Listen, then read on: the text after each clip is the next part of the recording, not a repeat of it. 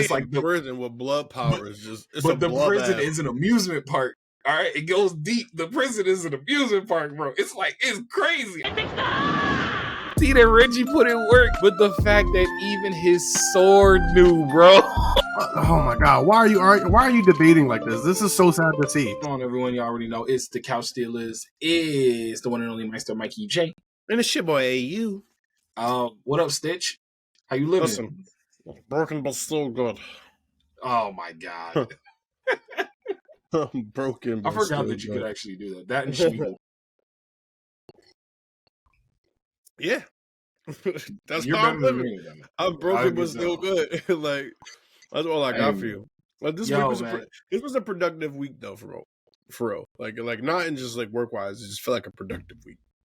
Yeah, one thing I'll say about that is I have to be productive with my job right now. But one thing I'll say is we weren't here last week, and that was because of me.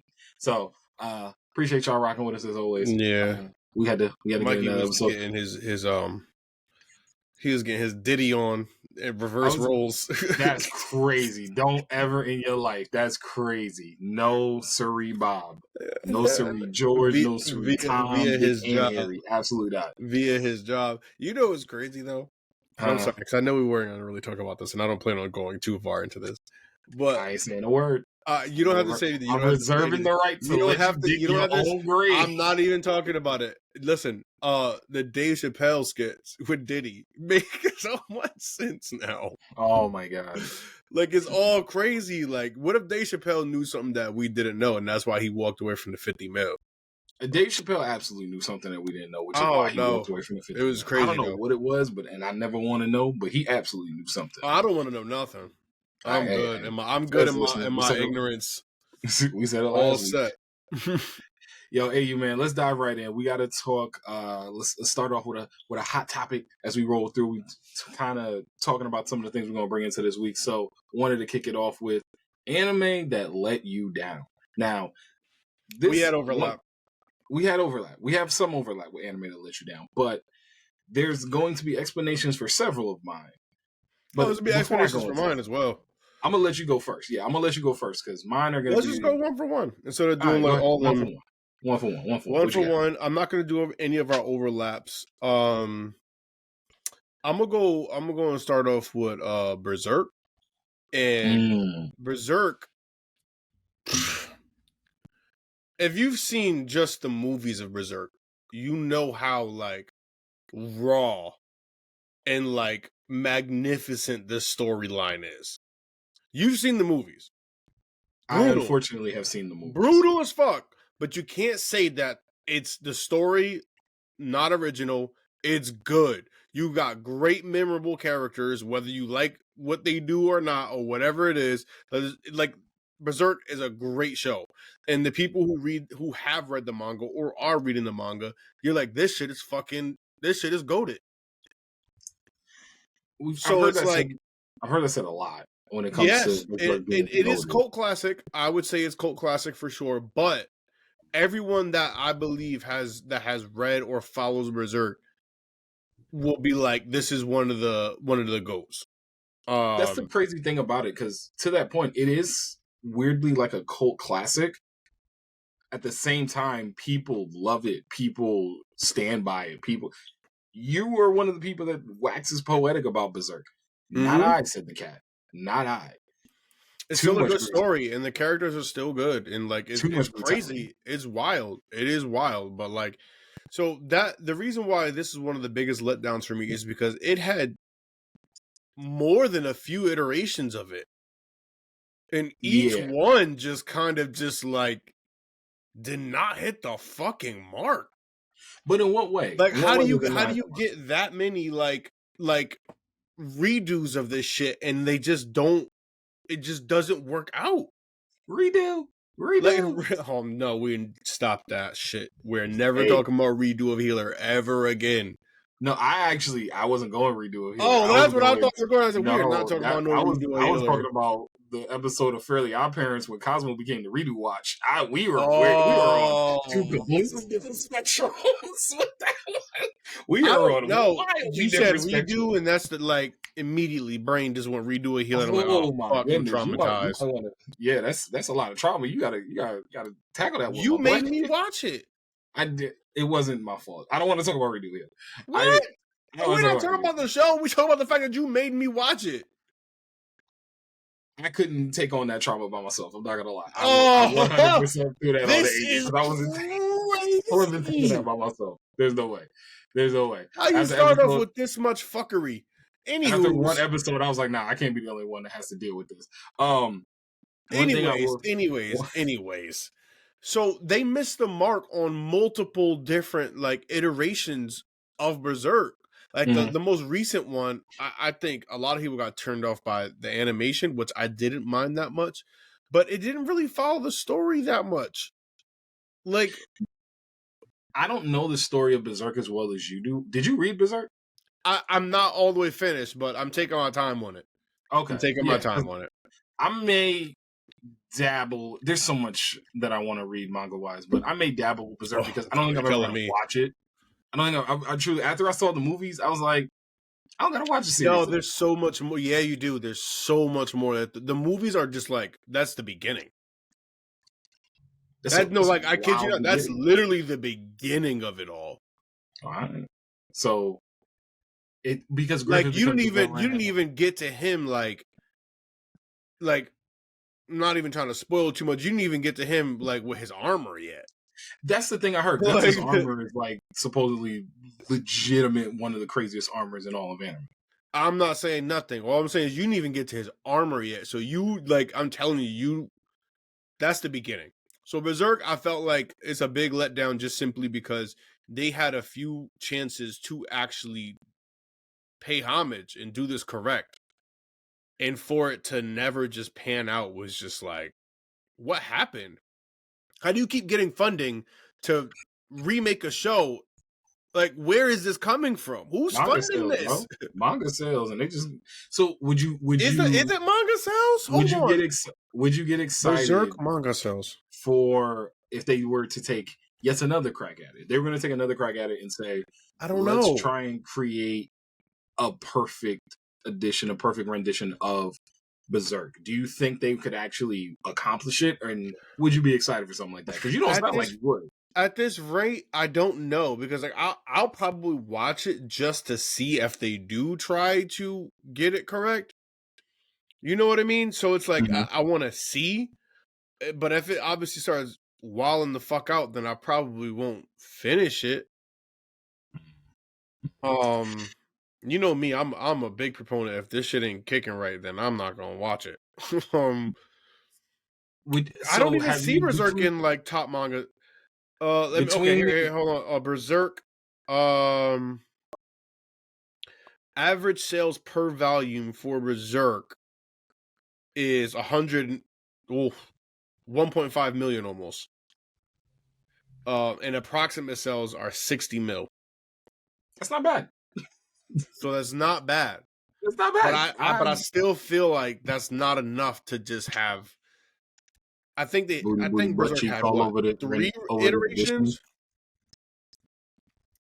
I mean, because I know of Berserk with the like old school '90s one. That's the one that I see the most. That's the one that when people talk and wax poetic about, that's the one I see them talking about the most. But I also see them really talking about the movies, specifically around obviously how everything goes down with Griffith. Because I mean, it's still not over, by the way, just so you know. I know. But it's tough. It's tough if you've got opportunity after opportunity and you've had different renditions of the story and you're still not hitting the mark. That's what I'm saying. Like, it's kind of just like... Keep trying. I'm looking now. Like, there was one October 3rd released an article, and it's like, Berserk is finally getting the anime it deserves from fans. Only the... not the story coming right directly into what we were talking about. For real, literally. Like, I mean, we're gonna see, but like I said, I'm gonna give it a shot. But like, only the Lord knows. who's your favorite character out of Berserk? No, I feel like it has to be Guts. It's like it has to be Guts. It has to be. This man has gone through too much. There's too much. Nobody has my soul would have been tainted. I don't know how his ain't. I might have just like, fuck it, make me a demon or whatever you got to. Like, I can't go through this no more. My boy is fighting the best battle. All I know is when I saw the way that Griffin did his girl, I couldn't no more. I was just like, all right. That shit was crazy to this day. Yeah. That's exactly how I would put it. He slaughtered his whole entire company. The whole band. He slaughtered his whole company. Yo, man. Berserk is a good one. That's a good first one. I'm going to come back with one that I actually was a little excited I'm sorry, I didn't go into too many depths because I don't know who's watched it. I don't want to spoil too much from Berserk, but if you do get the opportunity and you are reading manga, read Berserk. Trust me. It's dark. It's fucking nuts, but like it's still a pretty wild ride, and it's worth it. I'm going to go for my pick, Dead Man Wonderland. Now, Dead Man Wonderland for me, and let me take it back. I greatly enjoyed Dead Man Wonderland when it first came out. When it first came out, it was... Remember when Toonami was coming back after it had gone away? After like its little hiatus or whatever, and then they did the remake for 5 to 7 years. Mm-hmm. And Tom came back. I think we were in college when this started happening. It was. I think it was like beginning of college when Toonami kind of first came back. Yeah, and a couple of the first anime that they had were like Casher and Sins, and I think they had an Aruka 7 series. But the one that stood out to that series, but sorry, I didn't like it. I couldn't get into it because Aruka. I tried several times with Aruka 7, and I didn't like it. Although I do like one of their openings. Escape is pretty fire, but I tried. But they had a couple of series like that. I think Samurai 7 was another one. But the one that really stood out to me was Dead Man Wonderland, and that's the one that I watched every week. I was on Dead Man Wonderland every week because the story was... I didn't know you were on Dead Man Wonderland like that. Yes, I was on Dead Man Wonderland like that. Between, like, Ganta's story was crazy in itself, but going to the prison, having, like, the gruesomeness that was going on in the prison. I mean, everyone was the girl Marie from Godyu, from Gen V. Everyone has her power. They all just like their blood does some type of like trick or thing, and they fight each other. And they fight each other in the prison. It's dope. So it's like the prison with blood power is just. But the prison is an amusement park. All right, it goes deep. The prison is an amusement park, bro. It's crazy. I love Dead Man Wonderland. It's like that episode of Black Mirror when everybody was walking around with the cameras following. Trust me, it sounds crazy. It sounds nuts how you got a blood. This definitely, I think you already kind of like hit it on the head when you said something Black Mirror-ish. This is a Black Mirror episode if I ever heard of one. This is Black Mirror, like straight up. Boy, you talking about they got powers. Their powers are blood. They're in a prison, and the prison is inside of a theme park. The prison is the theme park, my brother. So people go there to watch people kill each other with blood powers. Sick. No, well, it's not them. So the blood powers is them fighting each other on the inside, but that's what I'm saying. Yes. No, the amusement park is so much worse. The amusement park is it's like what's the show that just Netflix? Squid Games. The amusement park is basically Squid Games with an audience. Oh yeah, it's great. It's great. Oh, so this is no, never mind. Because Squid Games has already been done before. I was gonna say, but it's like this, but like like Battle Royale or something. Yeah, Battle Royale. Yeah, I figured that's what you were thinking. I'll say this though. One thing that was very frustrating about Dead Man Wonderland was their story that they never finished or fleshed out. I'm gonna have to pick it up and see, if the manga's any different. But as far as the anime is concerned, it felt like budget was an issue, whether it was budget for them, budget for Toonami. It it felt such. The Motherfuckers ending looking was for so. change in the couch. The ending was so stupid. It felt like the ending started a new season. It was like when series sometimes will have like the episode ending start the new season, or like half of the episodes start to set up the new season. It was basically kind of like that, and it just went away. Blood Lad was another series that I watched that did something similar, where like the final episode was supposed to set up the next like season and a half, and it just never got done again. So Dead Man Wonderland had a lot of opportunities. I know a lot of people still like to cosplay the main female character in the show, who was fire, even though she was like adorable. I can't even remember her name, but she had like mittens on her hands. Dead Man Wonderland, right? Yeah, Dead Man Wonderland. Like the long white hair. She had like the white and red like cat suit and mittens on her hands. Like, okay, I see her. Yeah, she looks like a very cosplayable. Yeah, but like her character was absolutely like split personality kind of thing, and we never found out what the other personality was. But I think the other personality is the whole reason why Gantz is there in the first place. She looks nuts. His whole class got massacred in the first like 20 seconds of the entire anime, and then he as the only look at her. She looks crazy. Bro, he as the only survivor got blamed for killing everyone in his class, and that's how he got sent to Dead Man Wonderland. Yo, I am telling you, I love Dead Man Wonderland. Okay. So why were you disappointed? Because this sounds fucking nuts. This sounds like some shit you have to watch sober. I feel like watching this high or something like that would just be too much. I didn't like it because and the letdown comes in with the way they did not finish the series. The way they didn't finish the series, the way that as someone who was watching week by week, you can tell something was either building up or they didn't know where they were going to go with it. And the ending started to get very misconstrued. They started adding in new characters, new people. They started adding, and then they couldn't close half of the fucking arcs, their stories within it all. Like I'm telling you, the last episode of the series is like something that's like, I think it's like 3 years later, and none of the main characters from the episode up to that point are in the episode. It was very much very just random and thrown together, and it felt that way. And as someone who was watching a series and loved the series and was in it week by week, I was like, yo, Toonami's back. I'm here watching Toonami on the dot, on the clock, on the dot. And you got this fucking fire kind of concept happening right now. Crazy concept. And now there's a lot of things in that for you. A lot. And then you feel my pain. You feel the letdown. Because I was there. I was in it. We were here. It was You get it like, One time, like, I have a follow up for that. I have a follow up. What you got? That I think is similar. Just way more fucking convoluted. These motherfuckers just decided they was gonna do whatever the fuck they wanted to do. Tokyo Ghoul. Okay, all right. So I never watched season 2 of Tokyo Ghoul. What a blunder!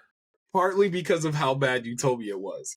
What a fucking blunder! Like, they loaded that blunderbuss and just shot it everywhere, like, into the air. Blunderbuss is crazy. Like, I, to this day, have tried to think about why they did what they did in the second season of Tokyo Ghoul and cannot find any words. It was like almost walking into a whole new anime. And you didn't really figure out why it was happening. They never revealed what the whole... There are hints, and like, not hints, but like there's certain things you get revealed for yourself as someone who's watching Tokyo Ghoul.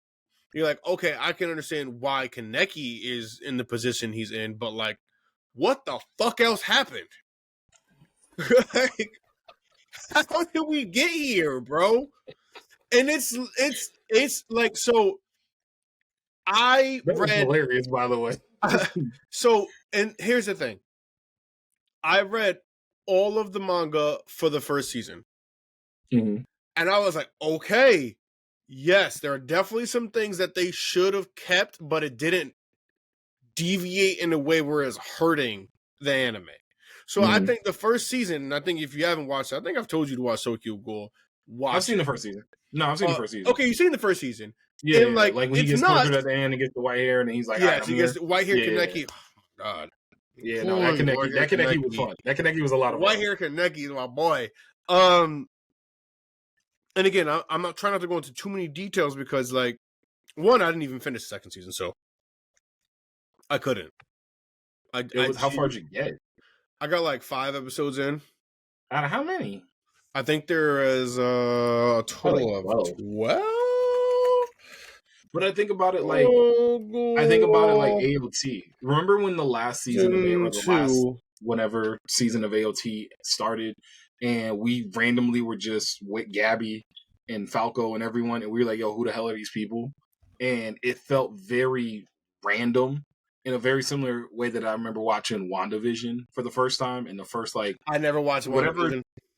WandaVision is one of the slowest shows I've ever watched in my entire life. At the beginning, it is almost unwatchable. Those first couple episodes, I can't lie to you, it really is. It's almost unwatchable. Season 2, 12. Okay. Mm-hmm. Yeah. WandaVision gets better, but it's almost unwatchable because it just feels you feel such a detachment from what the heck is going on. And that's what it sounds like Tokyo Ghoul. Like, all right, I know the main character. I got the main character. We here. Kaneki and I are like this. All this other stuff don't make no type of sense to nobody anywhere at all. I don't want to have to go through like more than a few episodes trying to figure out how I got to where I got to when we already we had our baseline, and then out of nowhere, it's like he woke up in a dream, and it was just like. And again, there is some like Kaneki's like Kaneki, but he's again. I'm not trying to spoil anything. Some memory issues, essentially. It feels like someone got hit with the Men in Black joint. With a little man. Okay. Like it is. That's out. Without any spoilers, you could chalk it up to that. Okay. Who got hit with that though? The viewer or Kaneki? Both of us. What the fuck were they doing in Tokyo Ghoul season 2, man? Like I like. Like I don't understand how it went to like. Again, I'm trying not to like. Okay. Do you think? Because I honestly don't know. There are time skips in season 2 that occur, and they're random. And there's barely any dialogue between the characters we do know. So it's like you don't understand what's happening. When I'm telling you, like, it's convoluted as fuck, it's like, what were y'all doing? Like, I don't know where they were trying to go at all. Like you had this first season, it's like, okay, they're crushing it. I can see this going in a very good direction. And then you get to season 2 and you have no idea why this shit is happening. You don't know why. You don't know why. Like, collectively, I think anybody who, like Tokyo Ghoul would equally be like, this is one of the worst fucking follow-ups of a season of all time. Yeesh, like that? Yes, man. Like, look up some of the reviews. It's confusing as all fuck. There's no connection or like continuity of anything from the story from the first season. It's like a whole new fucking everything, and we don't know why. See, the frustrating thing about that, I think the most frustrating thing about that is the fact that you are sitting patiently waiting for all of these dots to connect. At some point, you're thinking to yourself, these dots got to connect at some point. Something here going to have to make sense with something else. And they just never connect, and the show just ends. I'd be ready to fight somebody, bro. I ain't gonna lie to you. I'd be ready to fight somebody. Why you give me back my time? Do me like the Mr. Krabs hit the button and took the whole movie back from the dude's head. Like, do something like that. Because I'm not going to sit here and put all this time and effort trying to follow all these storylines and where are we going and all the tangle webs we it's just like, for you to leave me. Just what makes it worse is that, like, when I tell you, I'm not joking, I'm not exaggerating. No, I see the pain. It was like a whole new anime in season 2, like a whole new fucking anime, and you're trying to figure out, and you're on this roller coaster, like, trying to figure out when the drop is gonna stop, and it never ends. You're just like, where's the relief of this fuckery that you have created? Oh my god! There's no ties to the first season. Bro, you was out here trying to watch Tokyo Ghoul. You got like Arkansas Ghoul. I got West Virginia Ghoul, boy. Like, this was crazy. Like it. I can't explain it to you because like it's the reason why I can't also put it into words and like also like trying to not to do any spoilers to anyone who may want to watch it. But the biggest reason why I can't put it into words is because you genuinely are just confused. How did I get here? Where's my wife? Where's my wife? I don't know. I can't put it into words for y'all, man. It was a really, really, really, really big letdown. One that I got top five for me. Ooh. Top 5 in general. I know we're gonna probably run this list back again, but the Tokyo Ghoul season 2 might be top 5 worst like blunders for me in anime of all time. That's wrong. That is very. It made no sense. It made no fucking sense. Shaman King. Fuck it. Hold on. No, do your thing. I want to. Oh, yeah, no, I got you. Would you? Oh, you're gonna look up like how bad it was on like anime? No, I'm gonna read one of the reviews from somewhere. Here, let me see. Tokyo Ghoul, myanimelist.net. My anime list is a recommended one. Let's see. I'd rather watch anything else. Mm-hmm. I'd rather watch paint dry.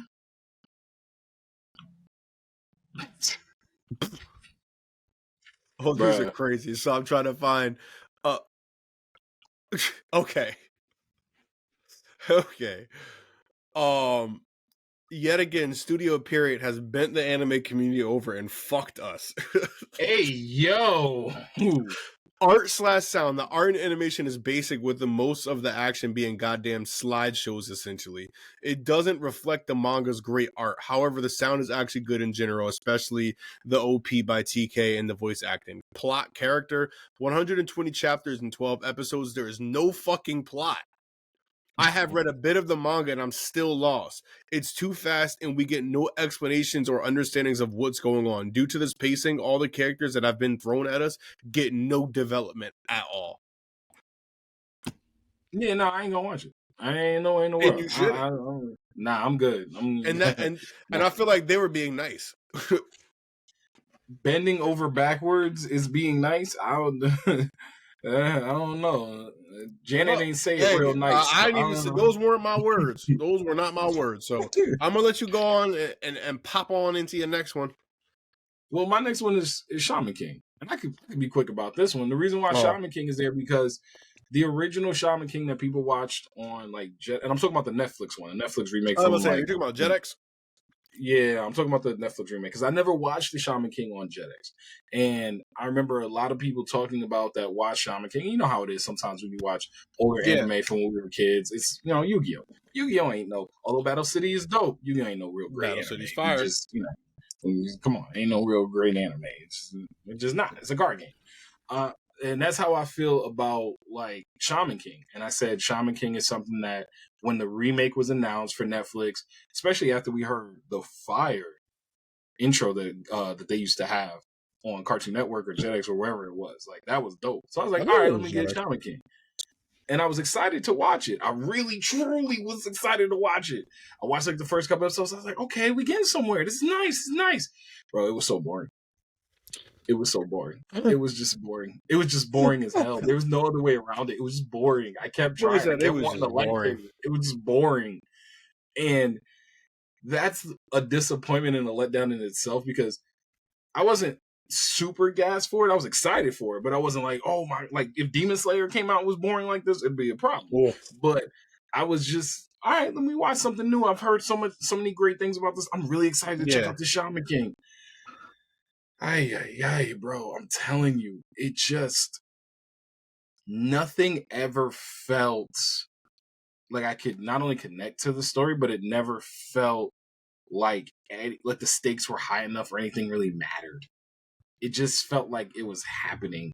And even the characters weren't super stakes. They were just like having...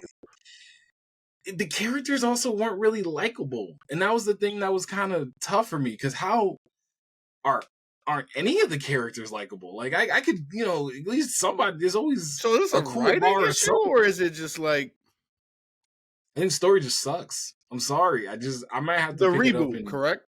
Yes, the reboot. Okay. It's just it didn't feel like the main character tried to be, that aloof main character that's kind of, I don't want to do my duties, but I will do my duties when time comes.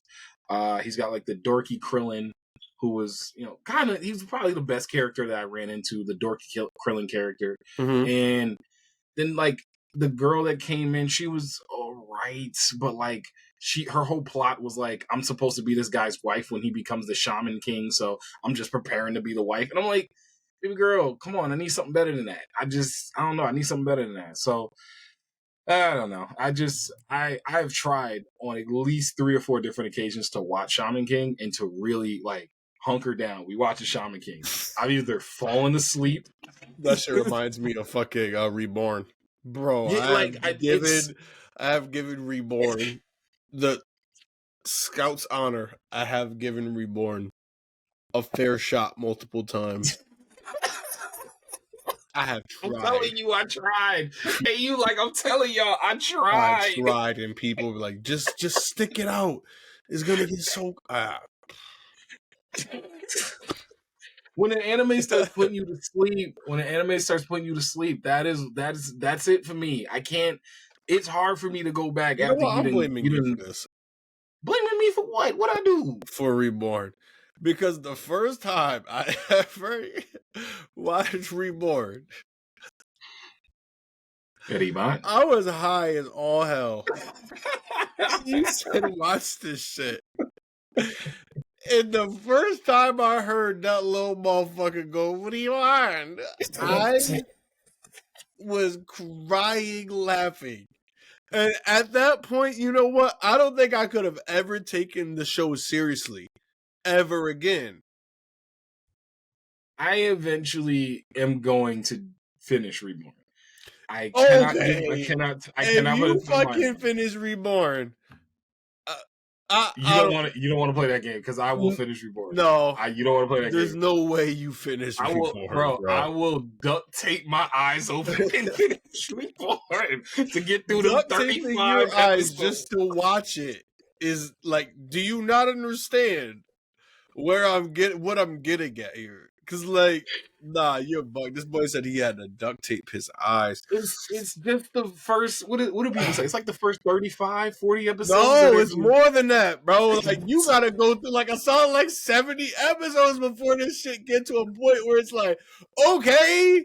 Like, nah. And everybody that watches Reborn has been like, yo, because he's like one of the best anime fire users in like anime or like rather manga, whatever. And I'm just like, nigga, I don't give a fuck that this nigga's one of the best. Like, you gonna have to pay me.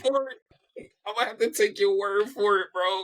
I'm not gonna take your word for it, and that's all I got for you. Because getting through Reborn is tough. I did finish. Since we're talking about just getting through shit, I finished the first season of Spy Family. Very nice. Yes. That's what we love to see. That's what we love to see. I still stand on what I was saying previously, whereas like they need to give me a little bit more of like the actual underlying theme of the show. And the underlying theme of the show is a very serious thing. This is a Cold War. It's a whole fucking Cold War, and it's real. Like, it's a very real thing that's happening, and they do too much masking with, like, everything else. And as much as, like, let me not. I respect Spy Family. I know why. I understand why everybody loves it. I understand. I'm on board.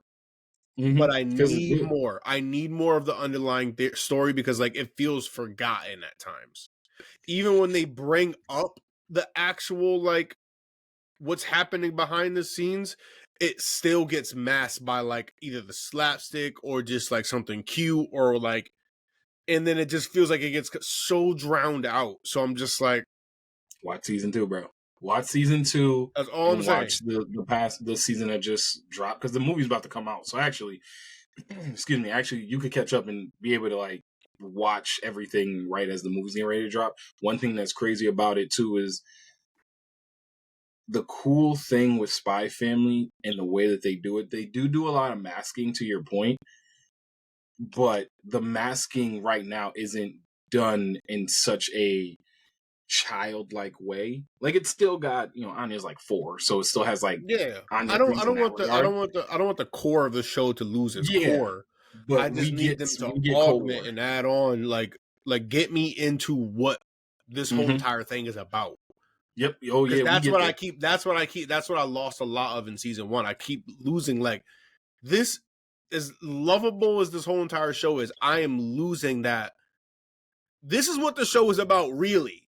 Mm-hmm. And you're not giving me that at all. It's getting. Here's what I'll say.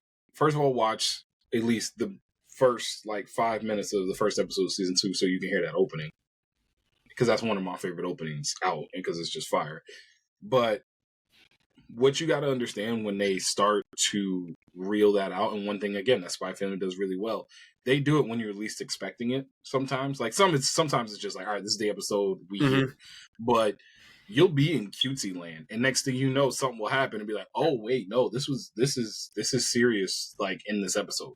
So you do start to get a little bit more of that as the seasons go on, because I think right now they're still building the characters for us. And at the end of season 1, going into a little bit of the beginning of season 2, they're definitely still building like how much we're going to love Anya, how much that like the relationship between Yor and Lloyd. We get to the main, like we're starting to get to the main course. We're still getting appetizers right now. You get into the main course very, very, very, very soon. So keep watching. And I mean that not in the Reborn type of keep watching. Keep watching. You going? No. It's going to be there. My headphones are dying. Sorry. I think one thing that's funny to the point about Reborn is people talk about, like, people probably gonna look at this and be like, y'all talking so much about Reborn, but y'all caught up on One Piece, right? Y'all watch One Piece, right? At least One Piece never gave me a lull like that, bro. Yeah, One Piece is entertaining. One Piece is entertaining. One Piece is entertaining. Even when they do silly stuff in One Piece, it's still entertaining. As opposed to Reborn, where it's literally a little cow shooting like a missile launcher after he becomes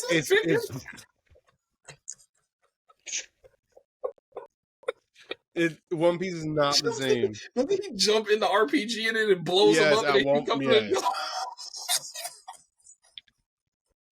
it's got like, it's like Reborn has like Gintama like level of like slapstick. Yeah, but it don't hit the same. So it's like you're asking me to like be like, oh, you did this, but you won't do this, and I'm like, it's not the same though. There's levels of all of this shit. So yeah, I can understand that. And I think this is where we get into our overlap, because we have to bring up these two. Yeah, we have to. We have to, because these are the elephants in the room. These are elephants in the room for us specifically, at least. I'm pretty sure one of them is definitely going to be an elephant in the room for a lot of other people.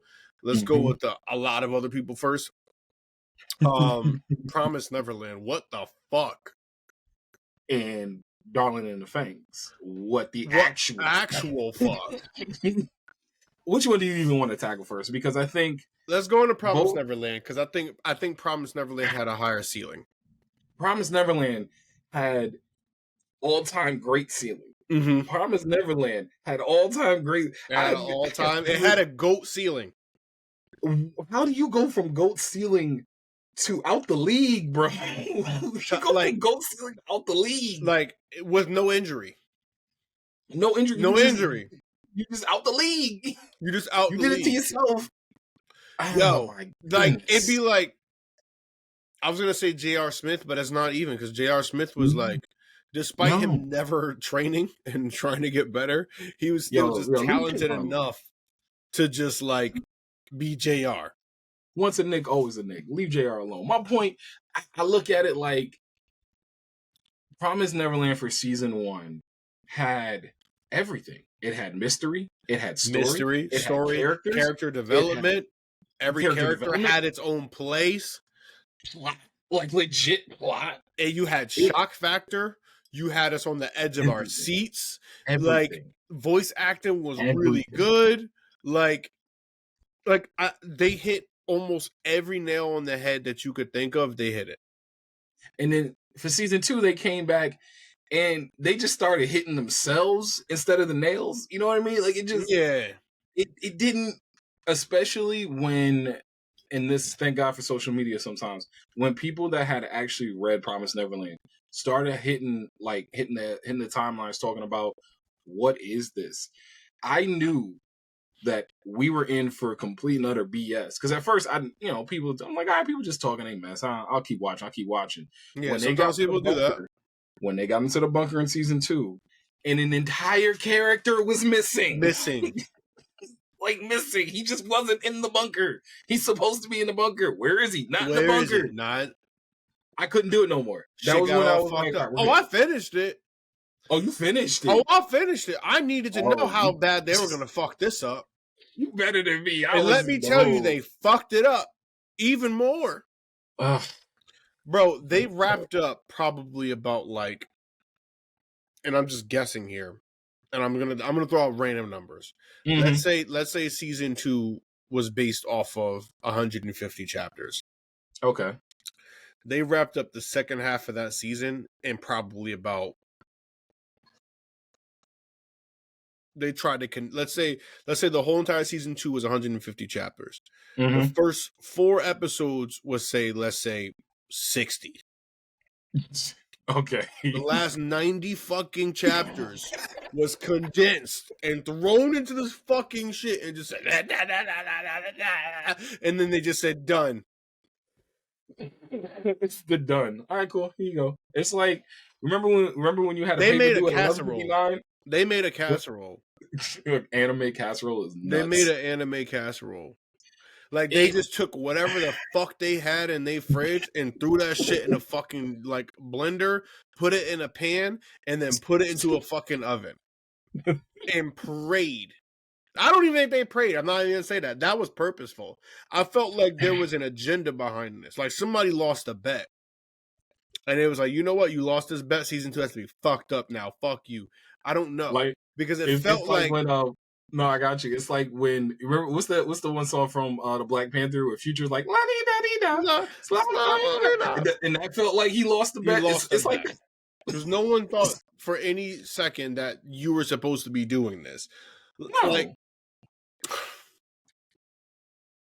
bro, they ended up having like this pact and just like, for me, Promised Neverland season 2 was an example of when a show, I don't want to say rests on its laurels because I don't know what was going on. You can't say that. Like, I don't know what was going on.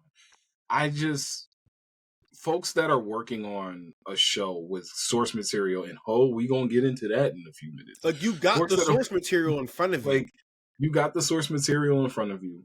You have everything that you need to be able to talk about and show the story. Like, you got the answers to the test. We've acknowledged this before. You have the answers to the test. All you got to do is write the answers that are on page A onto your page B. And that's it. You start sitting there scrabbling, trying to make up your own universe and world and things that are going to happen. Or you just try and, we got to just do this. It's not. It always never works out. It hasn't worked out once in any capacity. And like, just to tie in my own bias here, and like my own issues and concerns with like shit. This is why I don't like fucking This is why I don't like fucking live action, bro. Live action, one, and it's not about whether the live action could or could not be good, but live action has to take liberties because it's live action. Mm-hmm. Mm-hmm. And those liberties are always going to fucking bother me because, like, one, for whatever fucking reason, no one knows how to fucking stay true to the actual source material in a way that's respectful. I will say that the anime, the One Piece live action did do a good job of that. The anime, the live action for One Piece did a good job, and guess what? Oda was behind that shit, so it makes sense. I understood why certain things were removed or why certain things were added in for the live action for One Piece. It made sense. I still didn't like it that much because I don't like live action that much. So that's a personal preference, but I still recognize that it was still like very well done. Every other live action I've ever seen, bro. Booty, butt cheeks. They tried to finish the anime without the manga being finished. I wanted to.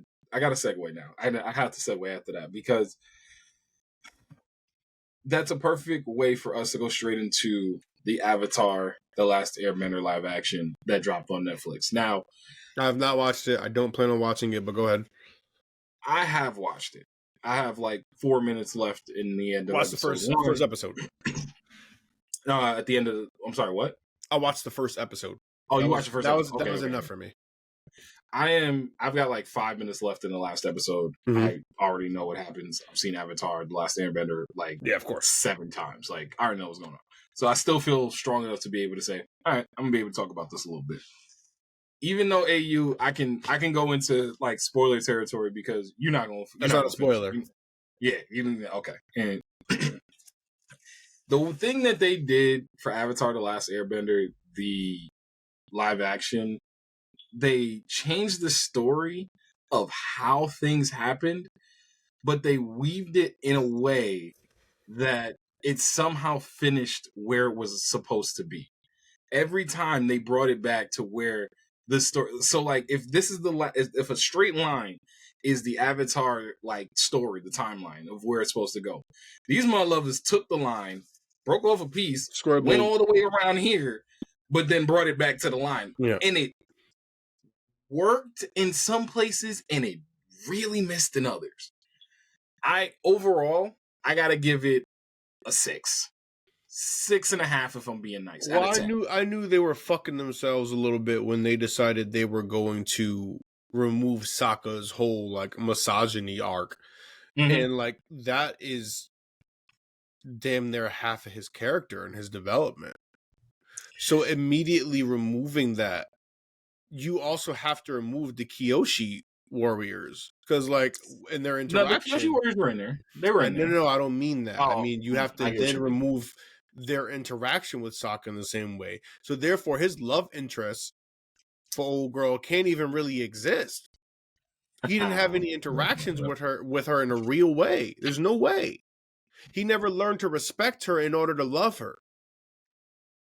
That was one of my biggest I got like a list of good, a list of bad.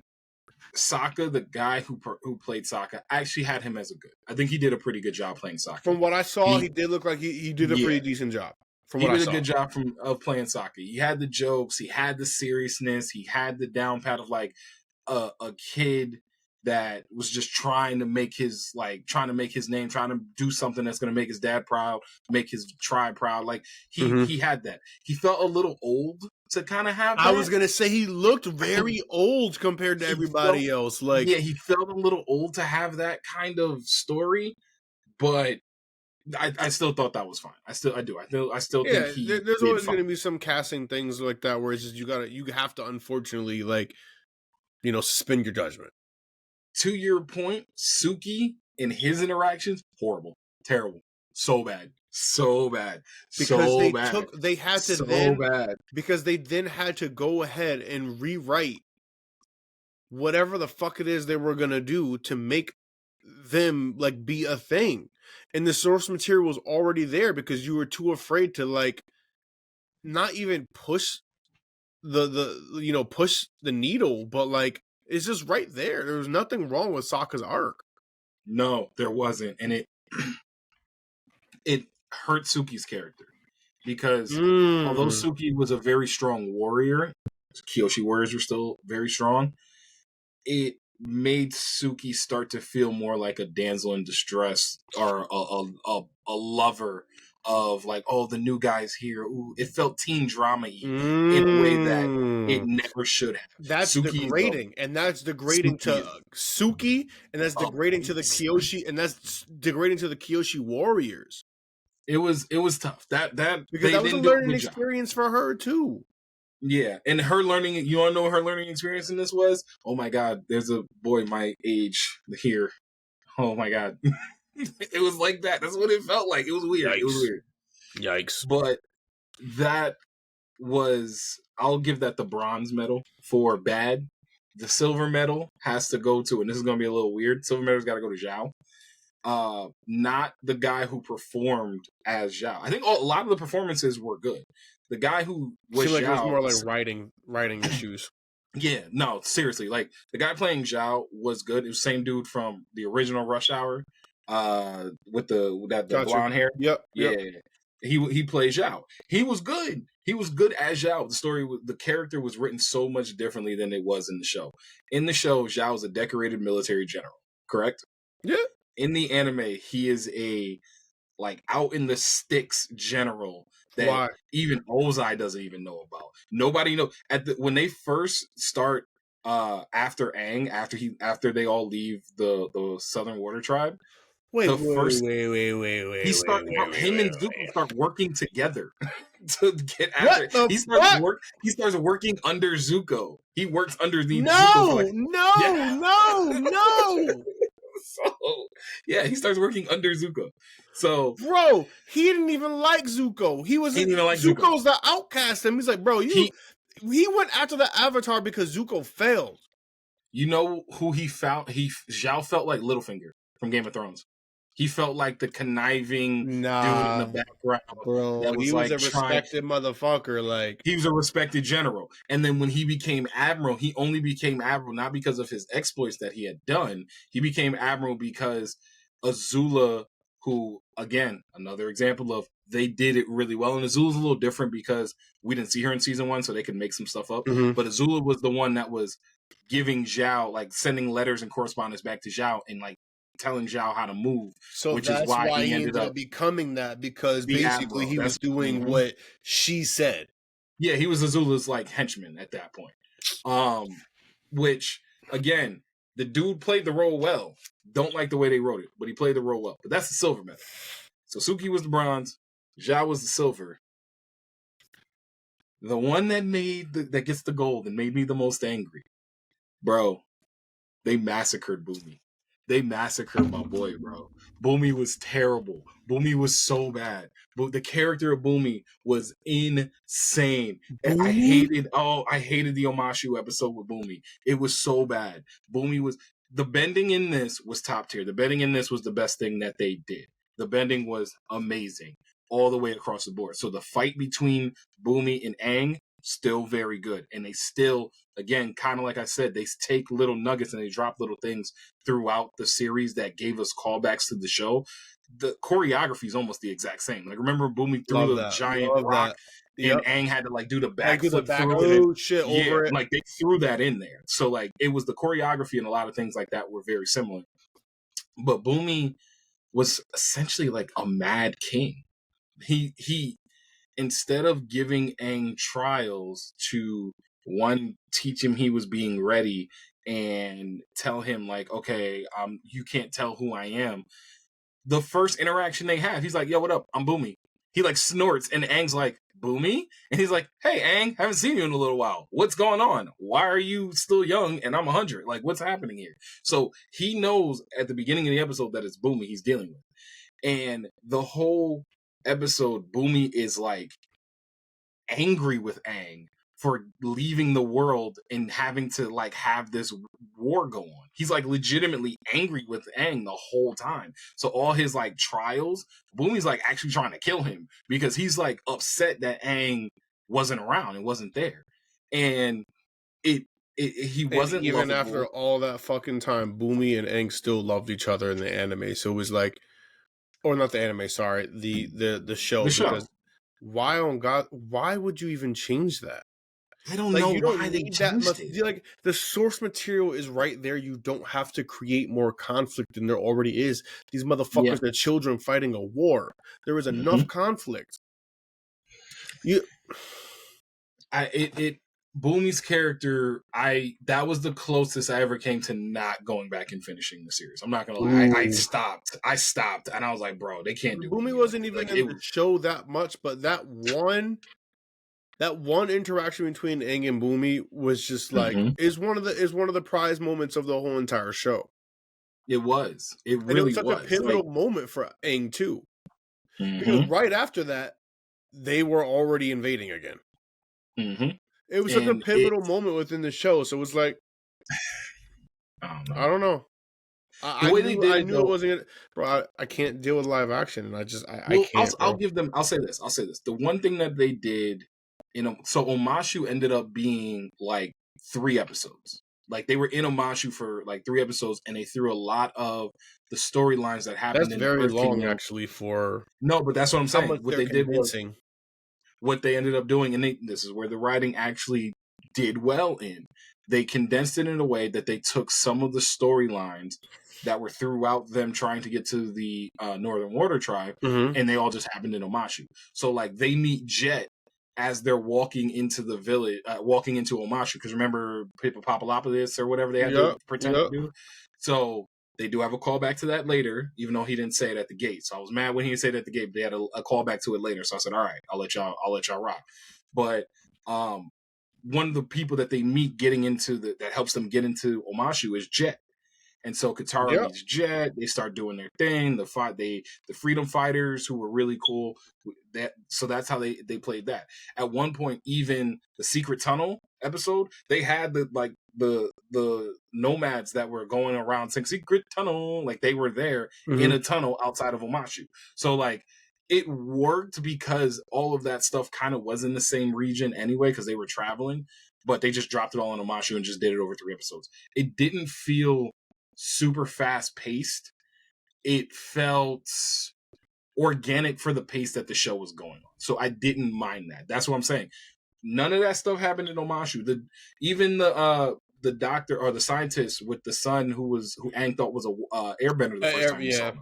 Yep. That he saw him in Omashu when they first get in. Aang looks up, he's like, airbenders are in Omashu. And so everyone's just there. Everyone's just there. So they had a couple of things that I didn't love how they did it, but there's a lot that you have to condense and you have to put it all in the same place. So and I understand them taking that approach is okay. It's okay, but this is where I feel like if you're gonna do something in this regard, and I'm saying this for the record, Avatar to me is probably like, at least for me, probably top 5 best animated shows of all time. Like anime, not anime, whatever. Like this is Avatar. And I feel as though if you're going to take something of this magnitude, something so amazing, so spectacular, you more than likely have the budget to do it correctly. And you would think you don't have to condense it. You can just let the story be the story. I'm not saying you got to have that many episodes, but you can flesh it out. You can make the first 2 seasons the beginning. You get what I'm saying? And really set that precedent and really flesh things out and really get everything going the way it should be going. And they as you mentioned, clearly they didn't do that. And that's one of the, again, as I mentioned, live action, man. And I think it says something about not just like anime or like animated things. Like remakes nowadays, people just take too many liberties like with things. Like either leave it be or have the remake be something absolutely fucking phenomenally new. And if you can't do that, then leave it alone. We don't need it. So when you say phenomenally new, how much? So I want to look at that from the standpoint. How much is too much of making it its own thing, or would you rather have something make it its own thing, take a concept and transform it into something new, or would you rather have a series just follow to a T the storyline and the source material? A good example to like give you a little bit more of an idea of where I'm going with this. Transformers live action. Obviously, it's not Transformers animated. And Transformers live action deviated in every fucking way possible. But it was new. It was its own thing. It was Transformers, but it was its own thing. And it was its own story and it was everything. And they made us love it. for what it actually was. Mm-hmm. I watched the Beast Wars movie, and Beast Wars is probably like my favorite Transformers, like television wise, like my favorite television arc for Transformers. That was right when we were kids. Mm-hmm. So I love loved Beast Wars. Mm-hmm. I'm never gonna sit here and act like Beast Wars is comparable to the actual TV show, but Beast Wars, the movie, felt like its own thing. Mm-hmm. You know what I mean? So like, let it be its own thing. Transformers feels like a good example of like, if you're gonna do something and have it be deviated or whatever, just let it be its own thing and make us love it.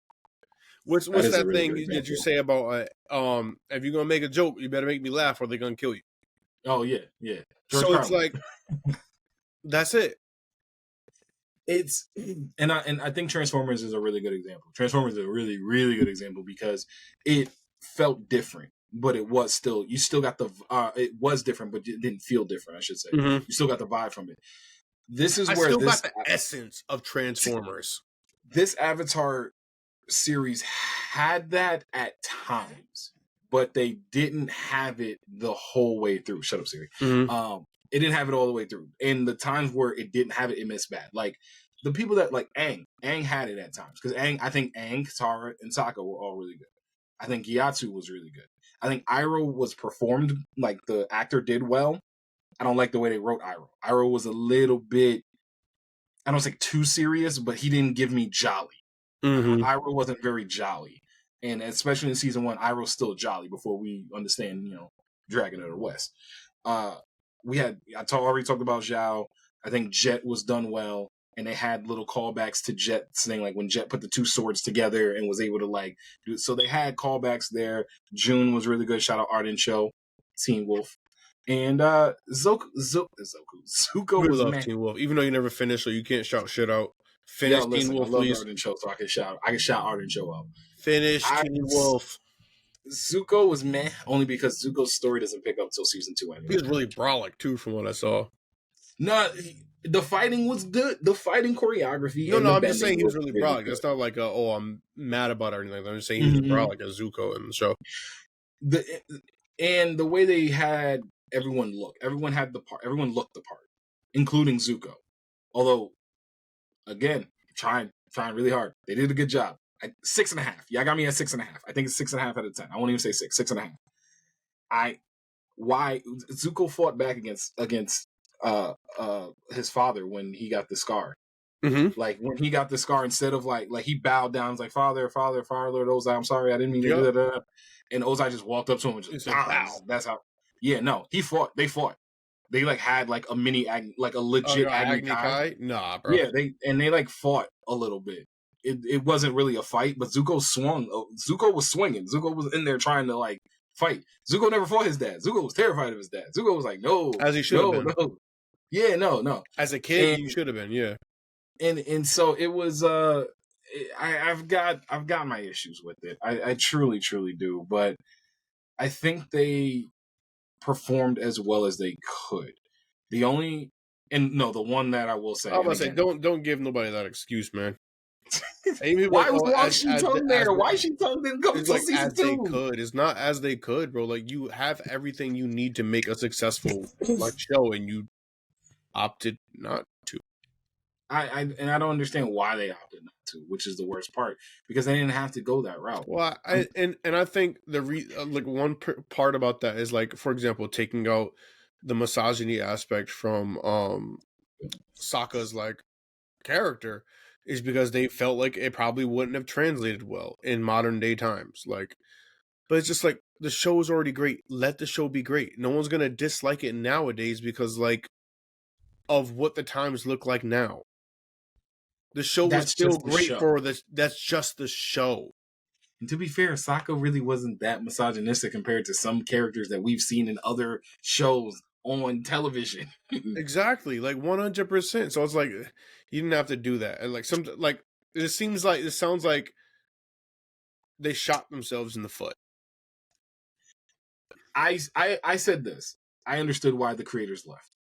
I 100% understood why when the creators left. I could see why, because the changes that they made were large enough that they affected how the story happened, but they weren't so large that they changed the story entirely.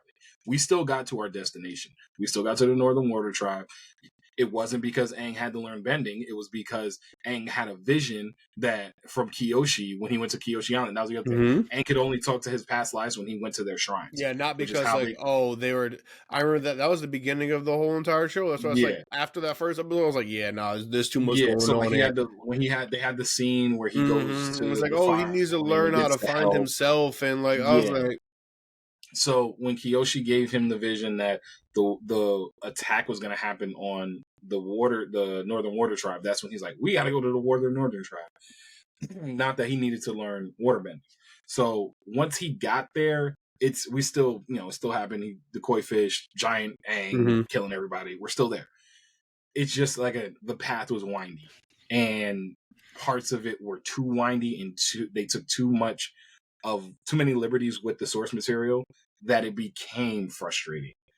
And I can see why the creators left, because if that's my baby, and my baby it's not even that's my baby Beyonce, my baby Jordan, my baby is Avatar: The Last Airbender. Like this ain't just like this, not just my baby. No, my baby is my baby, you don't and the world's baby. So like, come on, George Lucas sold Star Wars pretty much. And that got felt. Oh yeah. That got felt. So.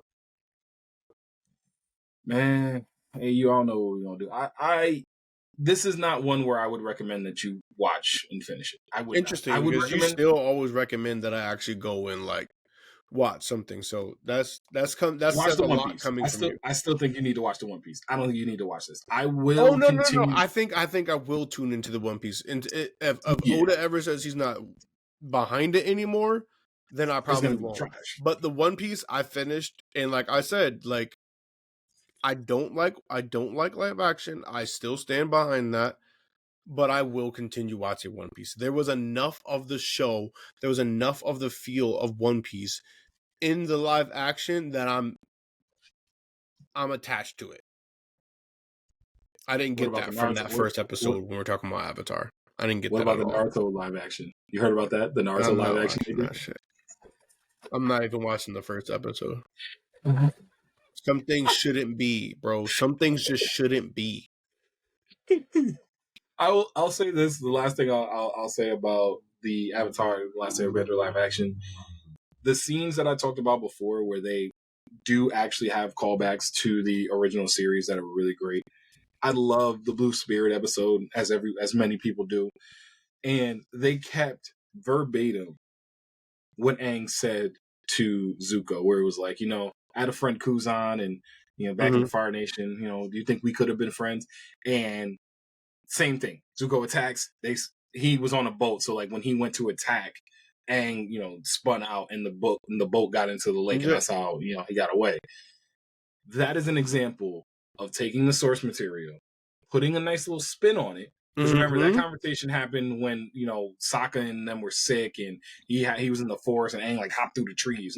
Putting a little spin on it, putting Zuko in a boat because they had to like take a boat after the Blue Spirit and all that stuff. So putting them on a boat, having the attack like blow them away, having them be able to have to look at each other as one's going in opposite direction, the other one's staying on.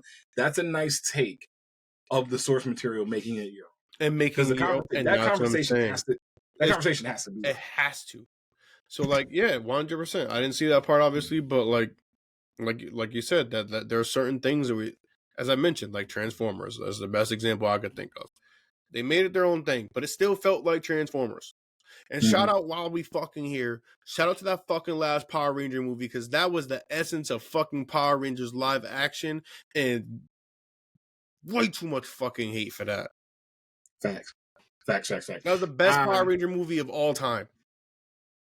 That is arguable. You can make the argument. You can 100% make the argument. You can make the argument that is the best Power Ranger movie they ever made.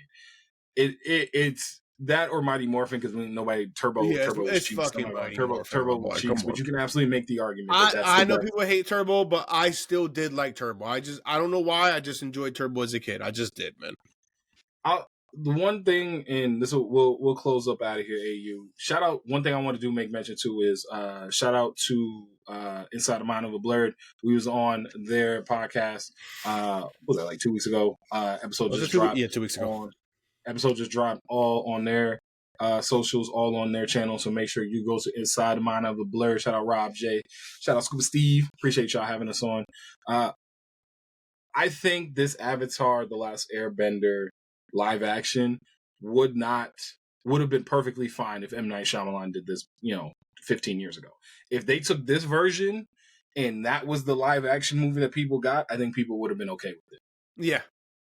That's how I look at it. People would have been like, that. It's not the best, but we're good. But it's okay. We're good here. But that's saying it didn't go the route of... That could be a double-edged sword. That could be a double-edged sword. And the reason why I say that is because, like, at that time, Avatar was still very, like, in. Massive. That's why it was still very much so in. So maybe that could have been a double-edged sword. Well, I'll say this. They would have got a second movie. We'd have been able to see Azula in that movie series. I wish they could delete that from cinema. I wish they could... I watched... Bro... I walked out of. I never bought tickets or whatever, but I remember trying to watch it for the first time. Yep. And I just walked away from the room. I was like, "What?" I was like, "You just decided you were gonna do whatever the fuck you wanted to do." Soka. Like he really just took the craziest liberties. Without any respect to anything. All right, I don't even want to talk about it. He's a fucking weirdo anyway. Man, we about to get up out of here. Appreciate y'all as always. You got anything you want to leave the people with before we slide? You already know, baby. It's always room on the couch. Always.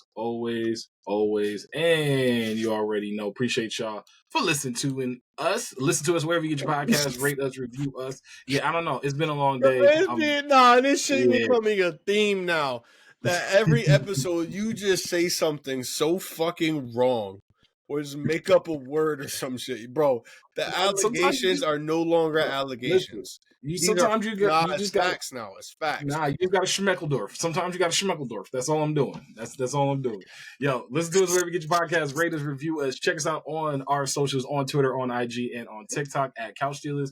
And subscribe to the Couch Stealers YouTube and hit that notification bell so you know when we drop something brand spanking new. All right, y'all. Appreciate you. We outie. 5,000. Always room. Peace, y'all.